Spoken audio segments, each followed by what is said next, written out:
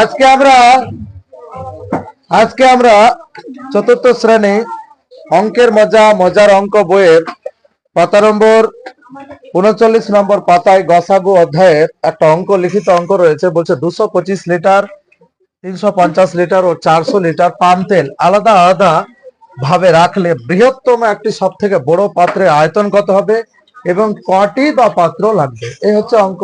অঙ্কটা খুবই সোজা, সবাই অঙ্কটাকে পড়ে বুঝতে পারলে কি বলতে চাইছে। কি করব বলতো? গসাগু প্রথম করব। গসাগুটাই প্রথম উত্তরটা হবে এবং সবকটা যে তেলগুলো রয়েছে তেলগুলোকে যোগ করে গসাগু দিয়ে ভাগ করলেই সেকেন্ড বা দ্বিতীয় উত্তরটা হয়ে যাবে। তাহলে আমরা প্রথম যেটা করব সেটা হচ্ছে গসাগু। তো প্রথমে হচ্ছে ২২৫ লিটার যেটা রয়েছে, এই ২২৫ কে আমরা ৩৫০ দ্বিতীয় যে তেলটা রয়েছে ৩৫০ তা দিয়ে গসাগু করব। তো ২২৫ একে ২২৫। এবার যেটা আসবে সেটা হচ্ছে যে আমরা ১০ থেকে ৫ বাদ কত? ৫। ৫ থেকে ৩ বাদ ২। ২ থেকে ২ বাদ ৩ থেকে ২ বাদ ১।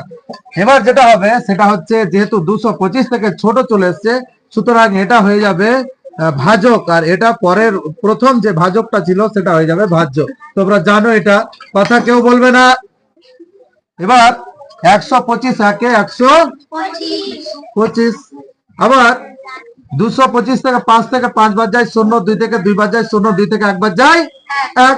এবার আবার চলে যাবে ভাজকটা, পূর্বের যে ভাজকটা ছিল ওটা হয়ে যাবে ভাজ্যে। এবার ১০০ একে ১০০। আবার বিয়োগ করব ৫, ২ থেকে ০ বাদ যায় ২, ২৫ হলো। এবার ১০০ কে আমরা ৪ ২৫ ১০০। এবার নির্ণয় কি হবে? যে নির্ণয় গসাগু ২৫। সুতরাং এখানে লিখবো যে নির্ণয় গসাগু কত হলো বলো? সমান 25 25। তো এটা যেহেতু সবগুলো লিটারে ছিল তাহলে এটা হয়ে যাবে লিটারে। কি হয়ে যাবে? লিটারে। তাহলে এটা প্রথমটা হয়ে গেল উত্তর। প্রথম উত্তরটা আমরা বার করলাম। এবার যে দ্বিতীয় উত্তরটা রয়েছে বলছে যে মোট কয়টি পাত্র লাগবে। তো দ্বিতীয় পাত্রটা হচ্ছে যে আমরা আগে মোট তেল, মোট তেল বা তেলের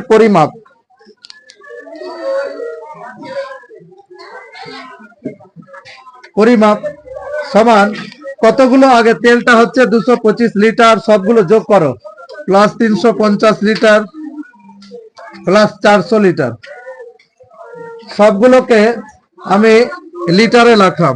তাহলে তোমরা যোগ করে দেখবে আমি যোগফলটা ৯৭৫ লিটার হবে। ৯৭৫ লিটার। এই লিটারটাকে আমরা গসাগু দিয়ে ভাগ করলে মানে সবচেয়ে বড় যে পাত্রটা লাগবে, পাত্রের যে প্রথম যে উত্তরটা যে সবচেয়ে বড় পাত্র লাগবে ২৫ লিটার, এই ২৫ লিটারের পাত্র দিয়ে ভাগ করব, ব্যাস পাত্র সংখ্যা বেড়ে যাবে। তো আমরা এই মানে পার্সা করছি ৯৭৫ কে আমরা ভাগ করছি কত দিয়ে? ২৫ দিয়ে, তাই না? এই ২৫ দিয়ে যদি ভাগ করি, ২৫ একে ২৫, ২৫ দিয়ে ৫০, ৩ ২৫ ৩ ২৫ ৭৫, ৪ ২৫ ১০০। তাহলে ছোটটা নেব, ৩ ২৫ ৭৫। ৭ থেকে ৫ বাদ যায় ২, ৯ থেকে ৭ বাদ যায় ৭ ৮ ৯। এবার ছোট হয়ে যাচ্ছে সুতরাং ৫টা নেমে যাবে।